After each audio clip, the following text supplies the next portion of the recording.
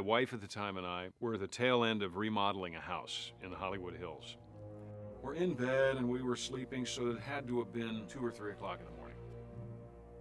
I remember hearing something, but it was right there. It wasn't off in some other room. It wasn't one of these, hey honey, do you hear that? Get a flashlight and go check.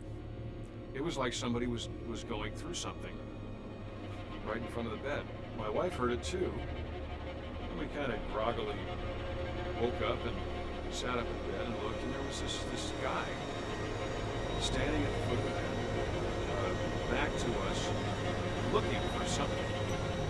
The man was wearing a raincoat, overcoat. When he turned, he had it was a suit and tie, like he was a businessman, more the way businessmen dressed in the late 50s or early 60s. This person turned around.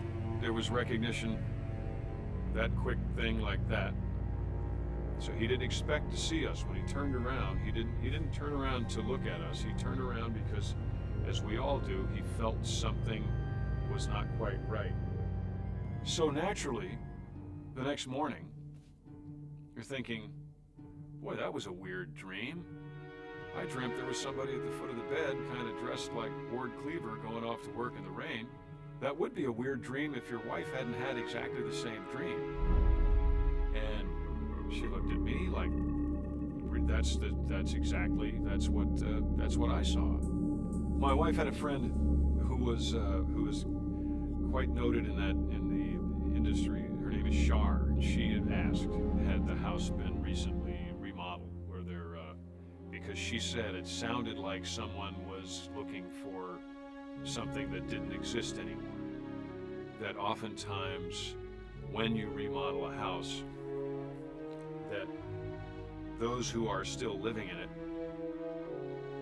will get lost.